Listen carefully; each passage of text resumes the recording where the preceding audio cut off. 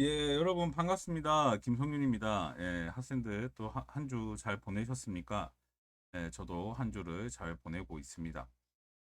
학생들 지금 시험 준비한다고 바쁘신데 제가 시험과 관련된 힌트를 조금 드리도록 하겠습니다. 그러면 같이 보도록 하죠. 음,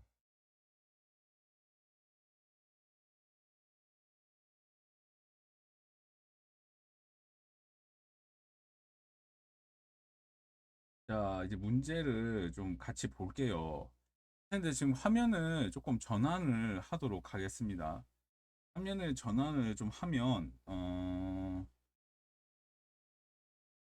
자, 먼저 첫 번째 이게 여러분 일단 배점을 2점씩 했어요. 2점에 해가지고 15문항이 나옵니다. 알겠죠? 2점에 15문장이 나오고 그 다음에 15문제가 나오고 시간은 60분으로 배정을 했고요.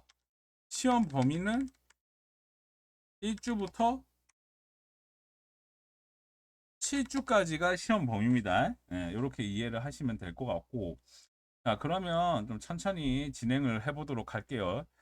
그러면 먼저 제가 지난 수업 시간에도 얘기했는데 평가하기는 무조건 제가 이거부터 얘기해야겠다. 우리 학교는 문제은행식이에요. 여러분 이 문제은행이 뭔지를 모르는 학생들이 계실 것 같은데 문제은행이 뭐냐면 내가 이거를 문제를 한 100문제를 넣었어. 예를 들어. 그러면 여기에서 컴퓨터가 알아가지고 여기에서 컴퓨터가 그냥 여기에서 마음대로 15문제가 나오는 구조예요.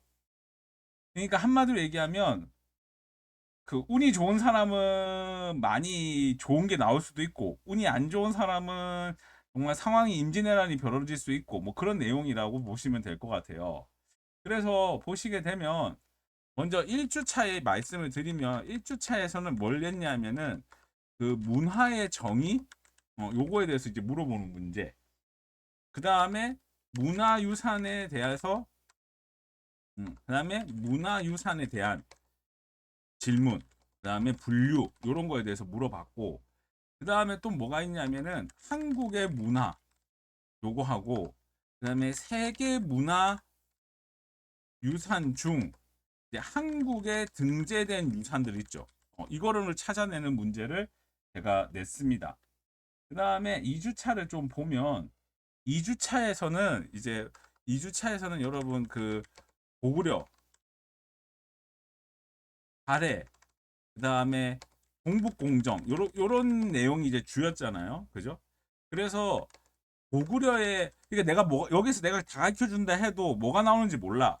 그래서 고구려의 역사와 이제 문화와 관련된 부분을 냈고 그다음에 고구려의 무덤 양식 요런 거. 그다음에 고구려의 비문 음, 고구려의 비 이런 거에 대해서 물어보는 문제를 냈고요. 그다음에 발해 같은 경우는 이제 발해의 문화유산 그다음에 혹은 역사에 대한 전반적인 내용을 물어보는 문제를 시험에 냈고요. 마지막으로는 이제 동북공정, 동북공정에 대해서 제가 시험에 냈습니다, 학생들. 그래서 이런 것들이 있다고 보시면 될 것 같고, 그다음에 3주차로 넘어가면은 이제 우리가 3주차에서는 지역의 문화유산, 우리가 흔히 얘기하는 지역사라고 얘기하죠. 그래서 이 지역사가 등장하게 된 배경은 무엇인가, 뭐 이런 것들에 대해서 물어보는 문제를 냈고, 그 다음에 또 무엇을 냈냐면은 통영. 아무래도 우리가 지금 그날 제가 갔을 때가 통영 거제와 관련된 걸 냈잖아요. 그죠?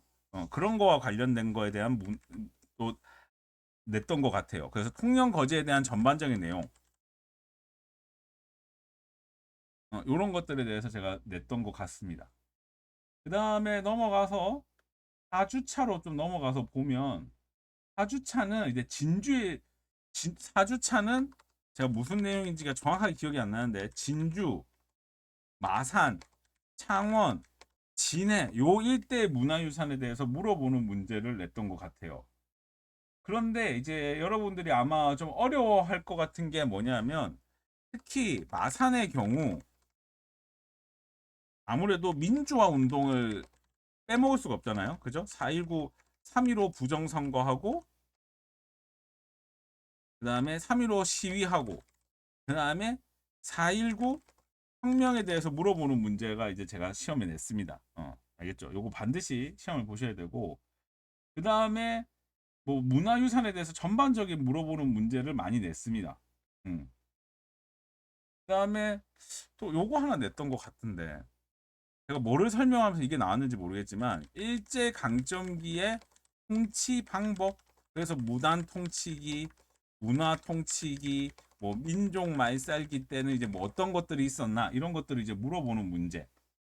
그리고 진주 하면 이제 빠질 수 없는 게 진주성하고 그 형평운동 뭐 이런 것들은 대표적이라고 할 수 있겠죠. 그다음에 5주차에서는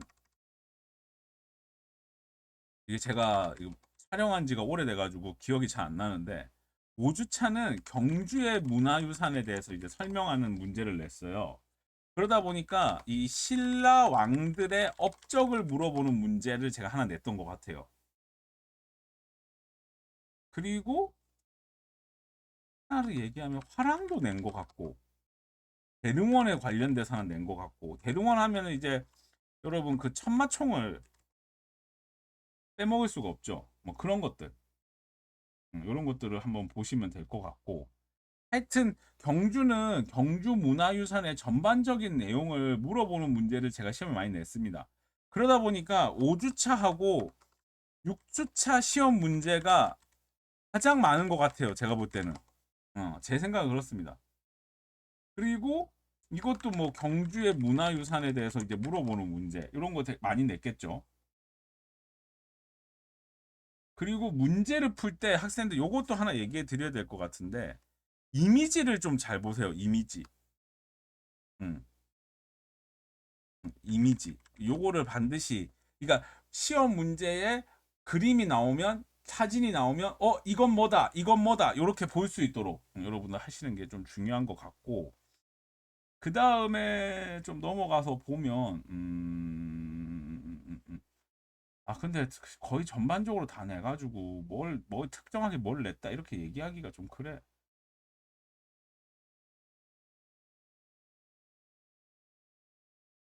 7주차는 경북 지역에 관련된 걸 냈네요. 보니까 7주차는. 그래서 여기 보니까 대구, 뭐 영주, 그다음에 어디야 안동 이런 데 이제 시험을 냈는데 좀 제가 봤을 때 이거 어렵겠다라고 생각한 게 그 안동의 민속놀이 중에 그 차전놀이라고 있잖아요, 여러분. 차전놀이. 요거 한번 좀 보시는 걸 추천드리고 그 다음에 아 대구에 보면 그 관령이라는 게 있어요. 경상도 그 관령인가? 요게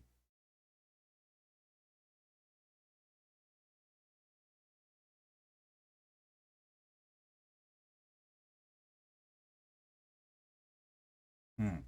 그래서 관찰사가 있었던 관령 이거에 대해서 이제 물어보는 거. 관찰사 이거에 대해서 물어보는 문제를 하나 냈던 것 같고 그 다음에 국채보상운동은 빠질 수가 없겠죠.